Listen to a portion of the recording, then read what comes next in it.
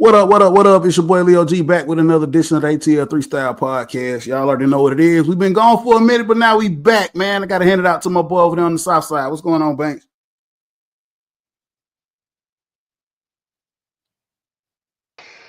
Hey, what's good? What's good? I was having issues with the mute button. Doing good over here, Leo. How you doing, Derrico? How you feeling? Hey, my brother, must be something going on with the whole thing because my mute button was playing tricks on me too. What's going on, Leo G, on this Tuesday night? Man, on this Tuesday night as we record this, man, y'all will hear us tomorrow on the 6th on Wednesday, man. So y'all will check this out tomorrow on the 6th as we record this thing, man. It's good to be back, fellas. We've been gone for a minute. It's been a lot going on since we have took, as Derrico said, we took a sabbatical for the month of July. Everybody had to get some R&R in, man. Had some good time away. I hope y'all got some rest because it's time to get into a busy fall sports schedule. I was about to say something else, but it's gonna be a sports schedule because there's a lot of stuff going on in the fall. Before we get it too far up in this thing, man, because it's gonna be a quick little show tonight, but we're gonna try to hit as many points as we can. Banks, I'm gonna bring it over to you. Let everybody know what you got on, man, on the fit check, and if you're drinking something, let them know. Nothing special, brother. Just doing a regular Falcons hat with the matching shirt. I'm not drinking anything. Just a normal old Simple Simon kind of guy. That's what's up, man. Derrico, let everybody know what you got on, man, and if you're sipping something, let them know what's up. Hey, man, I'm just rocking this old Julio, but since it's 11, we're gonna call it for Jalen Walker, and just rocking this. My favorite hat now, just this black A hat. So everywhere I go now, I'm taking this right here with me. Whenever I go out of town, I'm rocking this. I ain't drinking nothing but agua. That's what's up. Banks, I'm about to say something, but I'm gonna say that to myself. Look, I ain't got on that. I ain't rocking them, but this, one of my favorite, what I'm saying, versus all y'all. We already had that conversation about why they can't or will not do it anymore. And then I got on a pretty cool shirt. I don't know if y'all can see it. Got a Father's Day gift. It's a best dad ever. I'm about to choke myself out. It's a best dad ever Falcons t-shirt that I got as a Father's Day gift from my son, man. So I thought that was pretty cool that, he knows his pops real, real well. So with that being said, since it's going to be a short show, we're going to get into a couple of quick topics, and then we'll get into really, as y'all can see, everybody repping the Falcons. We'll talk a little bit about Falcons and what's going on with camp because we got a game coming up, steadily approaching on Friday night. So real quick, we'll get into a couple of topics first. Banks, I'm going to swing it over to you here, Banks. We'll talk about this Braves game at Bristol Motor Speedway that they just had over the last weekend. Scheduled for Saturday, rained out, ended up having to finish it up on Monday. Braves did pull out a win. Unfortunately, their season is pretty much all but gone. They just got to finish this thing out, man, and then we'll see what happens next year. But Banks, your thoughts on the game that they tried to pull off over at Bristol? What's up? Looks like Banks having some technical difficulties or the mute button. I don't know what's going on, but we'll try to bring him back in a minute. Derrico, so I'm going to pass it over to you. Hopefully we'll get Banks back here in just a second. Bristol Motor Speedway, Braves versus the Reds up there. First time they ever tried something. It's not the first time that they've had a sporting event at a racetrack, but this is the first time that they did an MLB game. Your thoughts? Monsoon came on Saturday, had to move it to Sunday. I thought it was a little cool, but your thoughts on it, brother?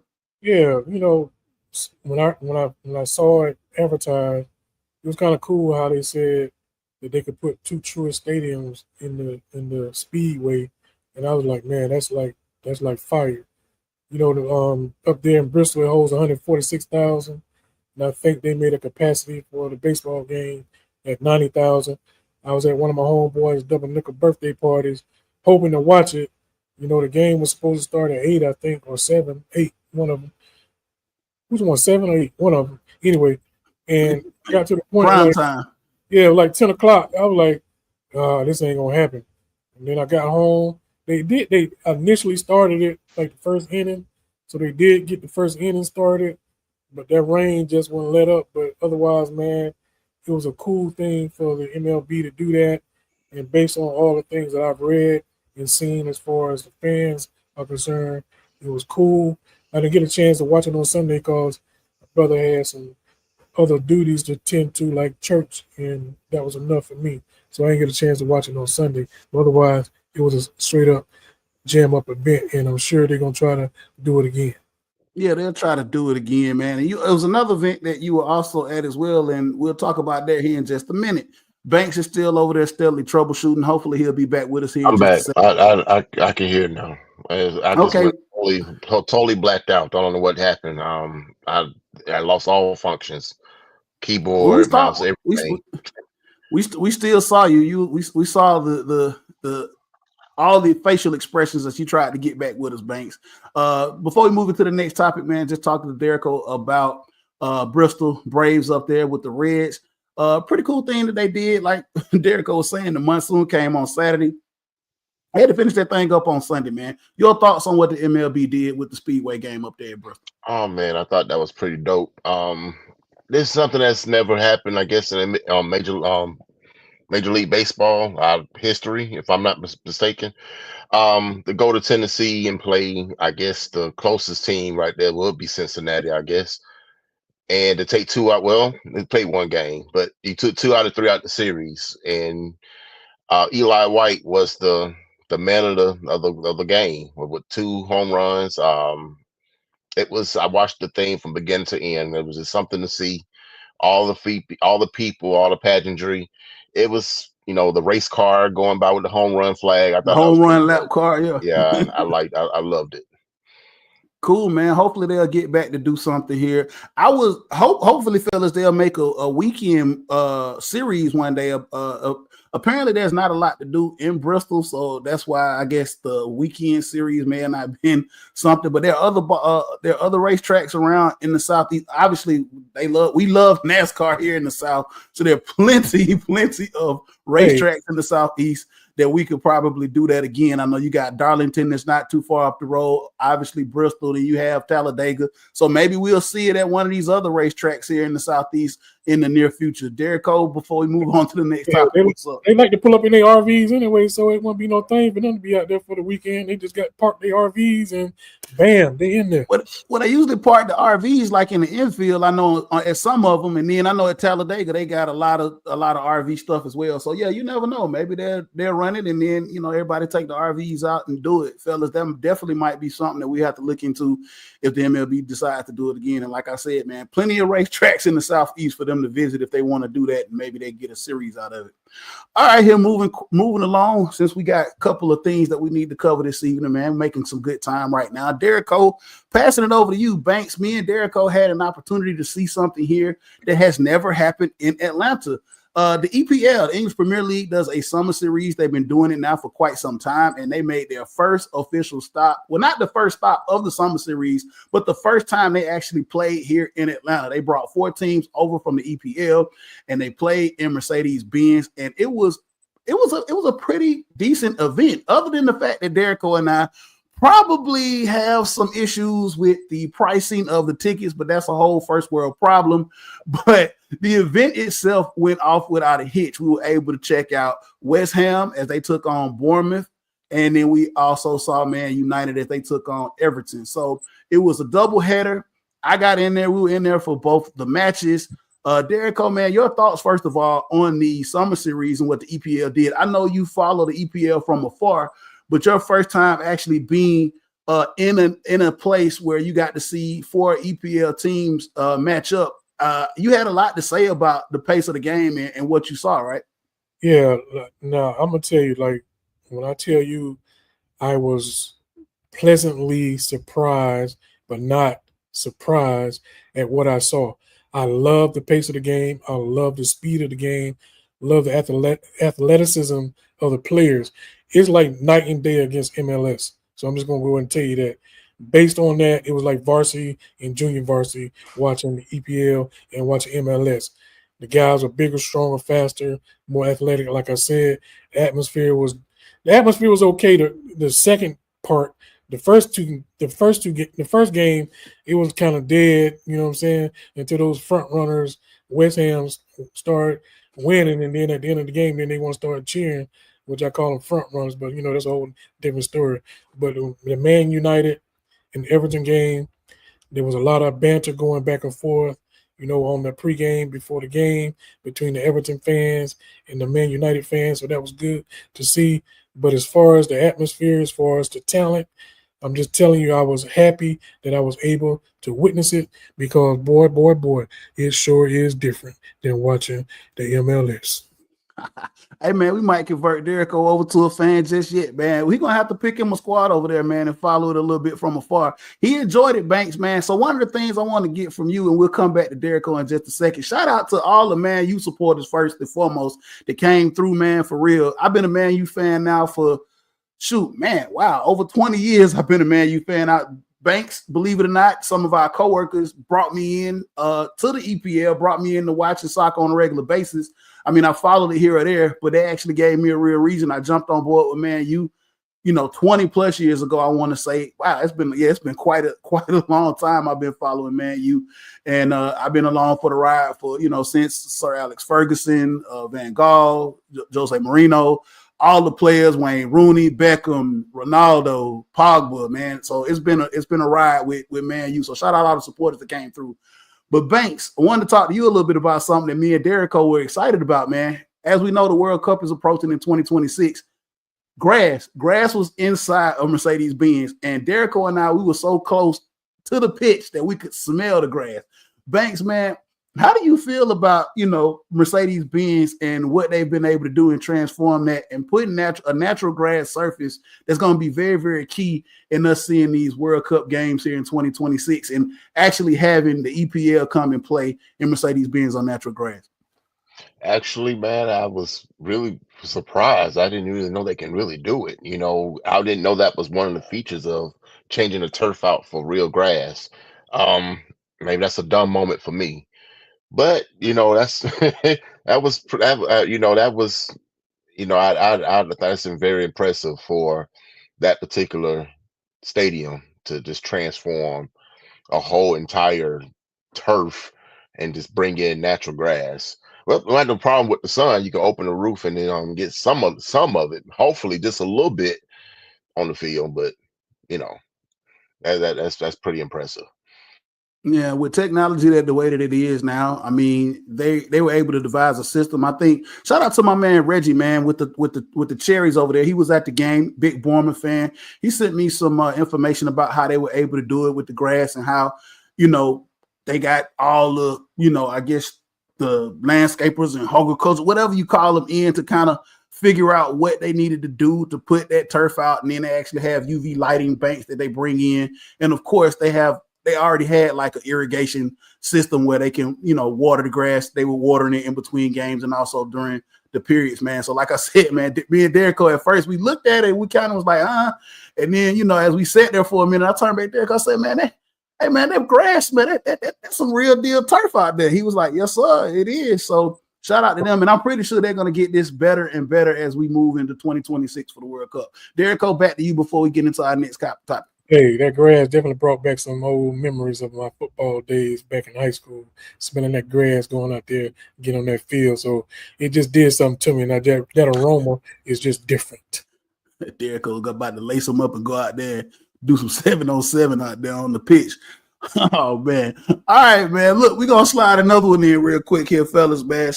The dream has been playing, of course, obviously, since we've taking a break, man. They're moving through. They're 18-11 right now on the season. I think they're third in the Eastern Conference. My apologies because I haven't really been following them a lot because I was out on break. I was out. They're third in the league. Third in the league. I'm sorry, third in the league overall. So that my apologies on that. Like I said, I had taken a little break, man. So I haven't been following like I should be. Banks, I'm gonna kick it over to you here, man. I know you've gone to a couple of games. I know they still have a few games left here going into the season before they make the playoffs, man. How do you feel about their chances, and how do you feel about the gameplay and the cohesiveness with the new pieces and the new coach?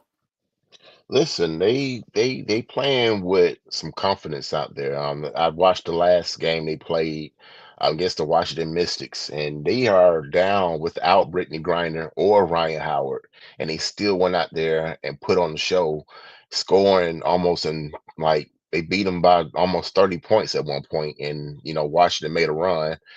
They were down, guys. I think they were down as much as 13 points in that game, and they came back and just took over again without Ryan Howard and without Brittany Griner. This team is starting to believe. They beaten teams like Minnesota, the best team in the league.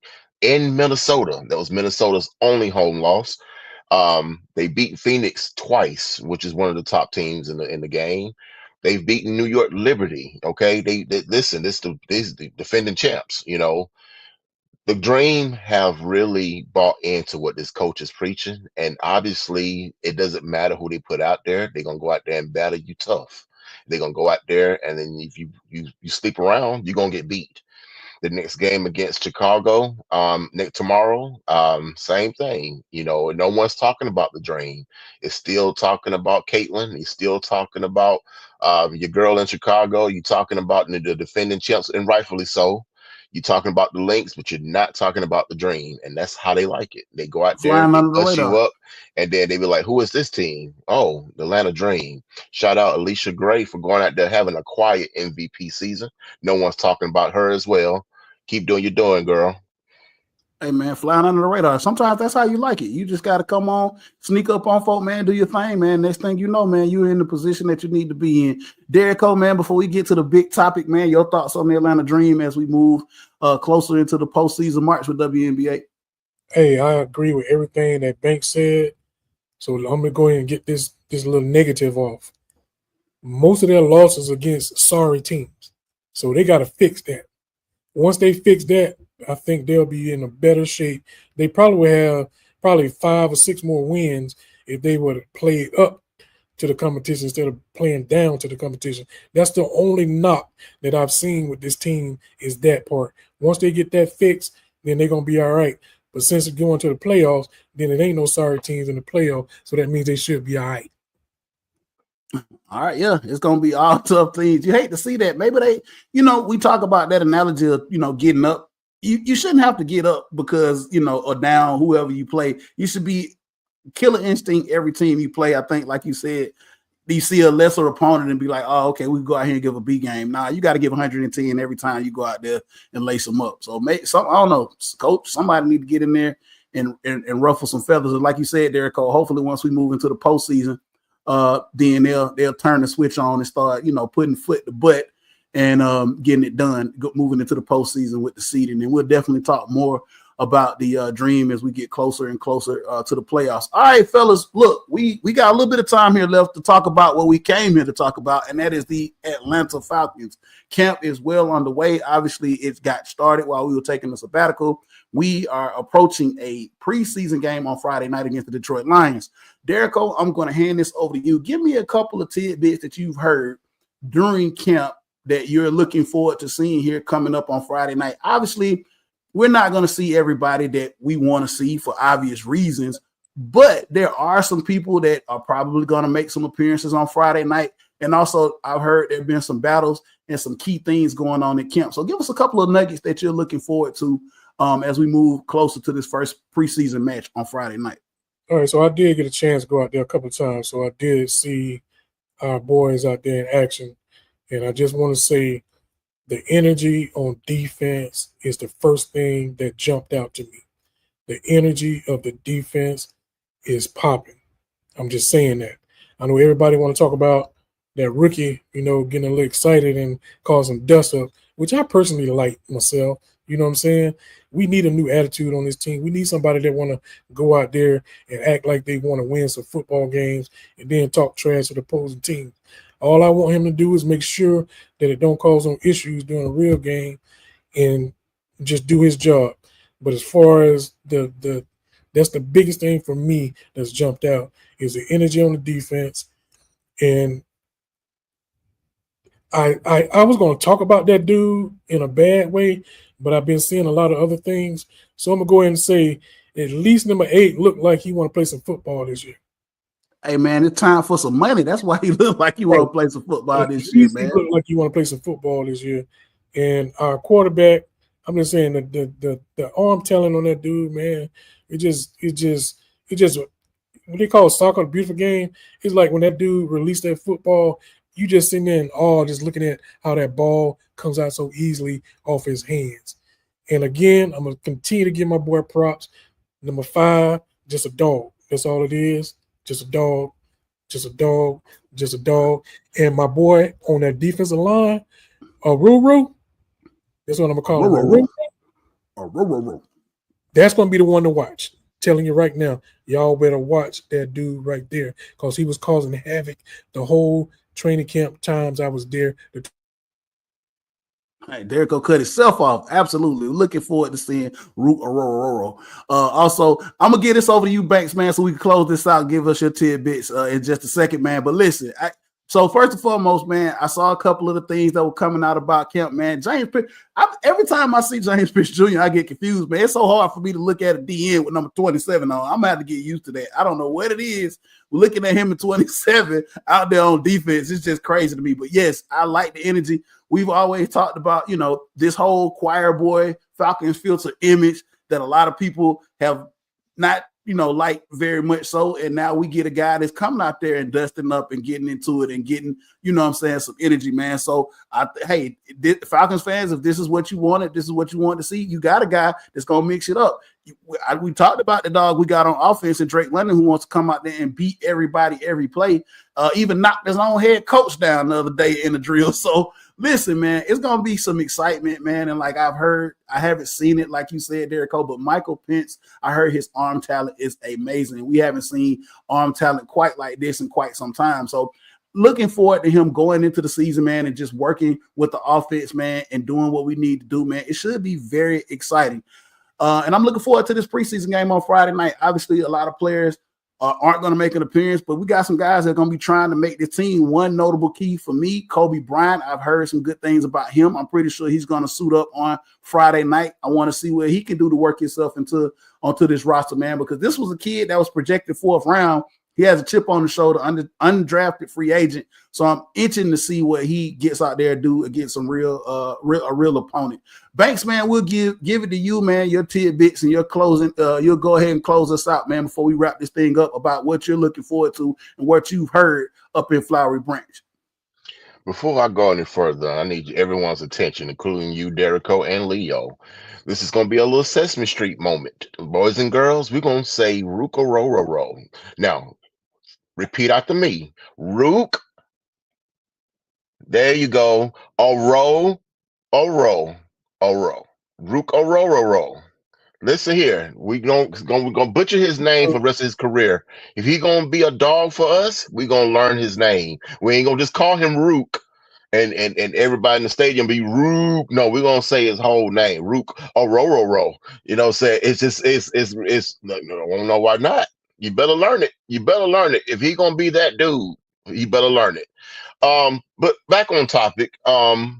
Listen, I had some not concerns, but I want to see a battle, not between the defense, not between the offense, but our kicker, Ryunwei Koo, and I think his last name is Craig. I want to say they've been booming these kicks 50+ yards. I'm hearing in camp, and I want to see who's going to win that battle. My gut saying Koo gonna probably pull it out because he's more experienced in the league, but he might need that fire to get behind him. Like, look, I'm taking your job, brother. Listen, if that's gonna clean up his well, I'm not gonna say it was all injury. Maybe it was, but if it can get him some confidence to be okay, somebody's over my shoulder. I need to boom these kicks through these uprights. Then so be it. So be it. Fellas, I'm looking forward to that part. I can't say enough about number 5. I mean, he is slowly becoming one of the face of the offense, and it ain't Bijan. Okay, I love Drake London. When we first drafted him, I was like, well, let's see. But he's slowly becoming that dude, and I'm loving it. I'm loving the attitude, the want to, it's that can't be coached. You know what I'm saying? That whole what he showed me, even at the end of the season last year, the heart that he had with Penix, it was unmatched. And it comes to this training camp and watching him put Raheem Morris on his butt, it was refreshing to see, as in for James Pierce Jr., Like Derico said, listen, I invite all intensity that we lacked over the years. If he gonna bring that fire to this defense, I'm all for it. You know what? Start another fight. Yes, do it. I'm all for it. Listen, some folks are like, well, he get into the game, he might call some flags, and some people look at him the wrong way. I don't care. We need some attitude on this defense, okay? And for number 8, I was gonna say something, but I'm just gonna hold it to myself because this is a positive show today. I'm not gonna go there. Number 8, if you do what you keep doing, then keep doing what you're doing. If you understood that, then cool. If you didn't, I don't care. Hey man, listen. Hey man, this has been a show, and we're definitely gonna get back here, man. Hopefully after this preseason game and talk about what we saw, man. Obviously, man, one of the things too, just to piggyback on what you said, Banks, is hey, look, I need some controlled aggression. Okay, yeah, get mad, get in some people's faces, man. We can't get no. We listen. We can't go backwards, man. I love the aggression though, man, and I think the coaches will start to kind of wrangle James in, man, and get him ready, man, for when it comes down to Tampa Bay. Because we don't need no 15-yarders, man. We need all that muscle going into playing Tampa and getting that first win. So, but I'm pretty sure he'll get into it. But yes, the aggression. Maybe that's why he's awesome. playing a lot this Friday. Hey man, I'm loving the aggression out of him, and also I'm loving what I'm hearing out of our quarterback back there, Michael Penix. First press conference he did coming back. You talking about that number 8? The first thing he came out of his mouth said, "We got the ball to KP today." Y'all gonna see a lot of that. So he has confidence in that number 8. So hopefully we'll see a lot of connections to him. 5, 7, everybody, man. We're gonna spread that thing around, man. One injury of note. Darnell Mooney, obviously, he went down, shoulder injury. Hopefully that's a tweak, and hopefully he'll be back before week 1. I think we bought in DJ Chark, if I'm not mistaken, from LA to kind of fill that void. He might be with us week 1, he might not, but that gives us another option. And I know he's a speed guy. So, hey, we got options on offense. We got options on defense. Jalen Walker's been a little tweaked as well. He hadn't seen the field quite a bit, man, but I'm sure he'll catch up to speed and we won't have any problems. Look, man, I know that was a quick show. It was a quick 30 minutes, but look, hey, sometimes you got to do what you got to do and work it in when you got to work it in. Look, Derico, I know you got to run. Let everybody know where they can find you, man, before we cut up out of here. Hey, man, you can find me on Facebook at Stacy D. Derico. You can find me on IG at Derico_Virgo. I'm on Snapchat at DJ K-Rose6. And I'm on TikTok, Black_Virgo. That's what's up.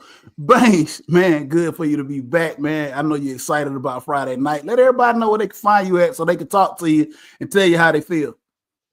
You can find me at Antoine Jarrell Banks on Facebook or Baby Banks 80 on Instagram. Or you can find me at Section 122 at Mercedes-Benz Stadium, row 23. Come holler at me if you know. I'm at 122 all year. I know these two guys sit. I go visit them every game at halftime. If you see me in the concourse walking, shout out at your boy. Yeah, man, Banks is our representative. So y'all go holler at Banks down. Y'all go holler at Banks, man. Listen, you can catch the show obviously at ATL 3 Style on all your social media outlets. If you're still on social media these days, I don't know what these folks doing now, but you can catch us obviously on Facebook and YouTube, and also we're over there on that other social media platform, if you know, whatever you want to call it these days. I know it's a lot going on. Look, shout out to our partners, Eastlands and BEZ. We'll get their information up when we have a little more time, and we definitely want to shout them out, man. We'll definitely give our boy Phil and our boy Bachi some due, and I'll try to throw that link in the description for the show tomorrow. Guys, it's been a ride for 30 minutes. We'll be back, obviously, next week. We'll give them a little more time, but that's all we got, man. This has been another edition of the ATL 3 Style Live. Let's go.